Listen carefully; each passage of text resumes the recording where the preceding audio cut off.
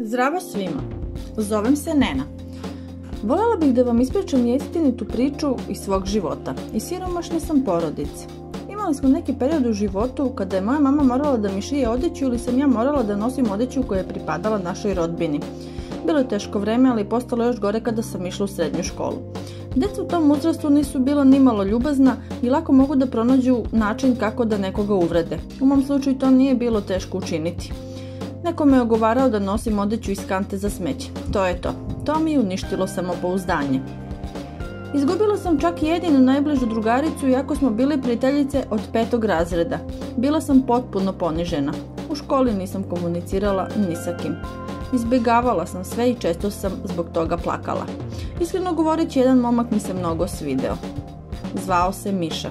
Bio je u istom razredu. Bilo je očigledno da neću da mu pričam o svojim osjećanjima ili čak da razgovaram s njim. Bila sam sigurna da na njega neće obraćati pažnju. Možda bi mi se samo nasmejao kao i svi drugi školski drugovi. Međutim, moja drugarica koja se družila sa svim svojim prijateljima znala je za moje osjećanja. Jednog divnog dana odlučila je da će biti zabavno svima reći o mojim osjećanjima. Tog dana cela škola mi se smejala. Miša se svideo mnogim drugim devojkama, ali kada su saznali da se i on meni svideo, to je postala glavna tema. Jednom kada sam saznala da su moji školski drugovi počeli da pričaju moju tajnu, pobegla sam sa časa i otišla kući. Ležala sam i plakala kao da sam bila sama kod kuće, ali nije mi bilo suđeno da ostanem sama. 15 minuta kasnije začula sam zvono na vratima. To je bio Miša. Uplašila sam se i zabrinula da bi to mogla biti samo još jedna šala i došao je da mi se ruga. Zbog toga sam mu viknula kroz zatvorena vrata i zamolila ga da ode. Odgovorio je samo da moramo razgovarati i zatražio da otvorim vrata. Nisam imala šta da izgubim i drhtavim rukama sam otvorila vrata. Počeo je da se izvinjava za sve naše školske drugove koji su mi se smejali. Rekao je da ne misli meni ništa loše kao i svi drugi, već suprotno. Bila sam šokirana. Odlučio je da se šali i zalupila sam mu vrata ispred nosa.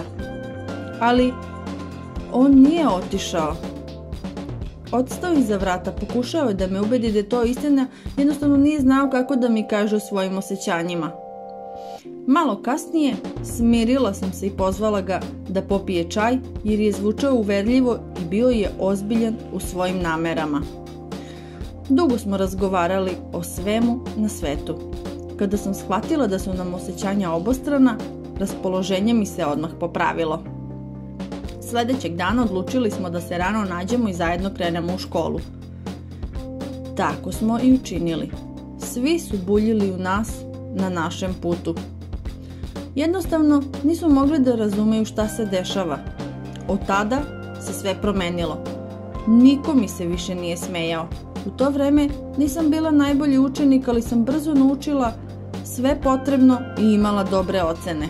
Čak su mi školski drugovi tražili pomoć oko domaćih zadataka. Malo kasnije počela sam da se zabavljam sa Mišom.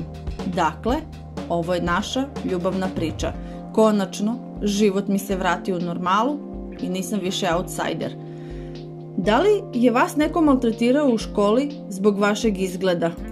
Napišite u komentarima i rado ću ih pročitati.